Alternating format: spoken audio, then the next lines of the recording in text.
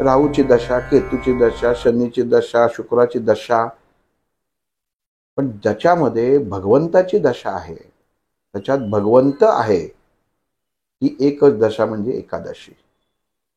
एक दशा अधिक ईश्वर, ई म्हणजे ईश्वर. कोणाला माहीतच नसतं की एकादशीचं महत्व काय. एकादशी का करावी? जी व्यक्ती एकादशी करते तिच्या जीवनातले सगळे प्रॉब्लेम नाहीसे होतात. तिच्या कुठल्याही पत्रिकेतली कुठल्याही ग्रहाची दशा काम करतच नाही, वाईट असो चांगली असो, दोन्ही गोष्टी सांगतोय. कारण तुम्ही फक्त म्हणाल माझं वाईट आहे ना तेवढीच जावी, नाही. तुम्ही शून्यावर येणार, मग चांगल्याबरोबर वाईटही तुम्हाला सोडायला लागतं आणि वाईटाबरोबर चांगलंही सोडायला लागतं. अँटीबायोटिक सारखं आहे. अँटीबायोटिक सारखं आहे. तर ही दशा आहे. मग एकादशीचं महत्व ते आहे. मग ती एकच दशा तुम्ही बाळगा ना, ती म्हणजे भगवंताची.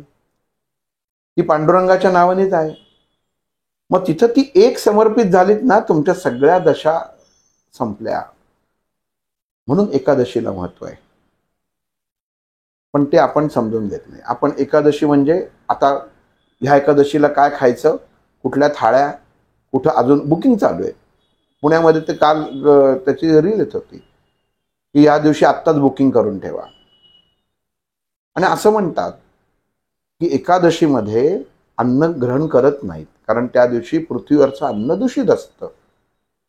म्हणून एकादशी का करावी हा वैज्ञानिक दृष्ट्या सांगितलेला माझ्या गुरूंनी दुसरा अर्थ आहे की अन्नात ती ज्या दिवशी जी हवा असते ना ती थोडी दूषित असते, त्यामुळे अन्नाच्या मध्ये बदल पडतो, अन्नामधले बॅक्टेरिया जे असतात ते चेंज होतात. म्हणून त्या दिवशी एकादशीचा उपास तसाच असतो.